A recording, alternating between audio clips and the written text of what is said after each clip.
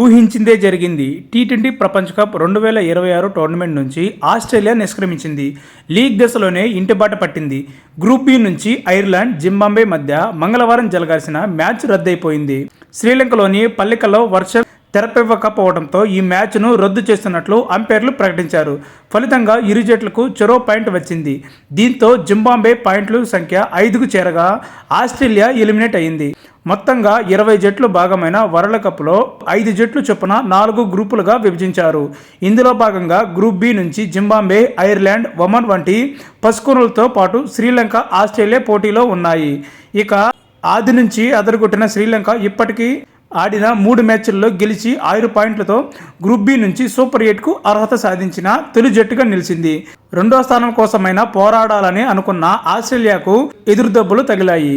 తొలి మ్యాచ్లో ఐర్లాండ్పై గెలిచిన ఆస్ట్రేలియా తర్వాత పసుకున్న జింబాబ్వే చేతిలో ఓటమి పాలైంది.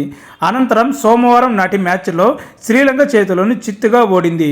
దీంతో ప్రస్తుతం ఆసీస్ ఖాతాలో కేవలం 2 పాయింట్లు మాత్రమే ఉన్నాయి. మరోవైపు జింబాబ్వే ఆడిన 2 మ్యాచ్ల్లో గెలిచి 4 పాయింట్లతో రెండో స్థానంలో నిలిచింది. తాజాగా ఐర్లాండ్తో జరగాల్సిన 3వ మ్యాచ్ రద్దు కావడంతో జింబాబ్వేకు మరో పాయింట్ వచ్చింది. నెట్ రన్ రేట్ పరంగానూ జింబాబ్వే పటిష్టంగా నిలిచింది.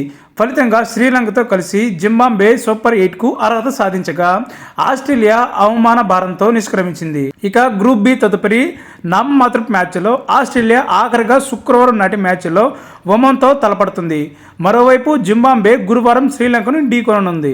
ఇదిలా ఉంటే గ్రూప్ ఏ నుంచి టీమిండియా సూపర్ 8కు చేరగా గ్రూప్ బి నుంచి శ్రీలంక, జింబాబ్వే, గ్రూప్ సి నుంచి వెస్టిండీస్, ఇంగ్లాండ్, గ్రూప్ డి నుంచి సౌత్ ఆఫ్రికా, న్యూజిలాండ్ అర్హత సాధించాయి. ఆఖరి భర్తీ కోసం గ్రూప్ ఏ నుంచి పాకిస్తాన్, అమెరికా బరిలో ఉన్నాయి. కాగా గత వరల్డ్ కప్ ఎడిషన్లో పాక్ను వెనక్కి నెట్టి అమెరికా సూపర్ 8కు చేరిన విషయం తెలిసిందే.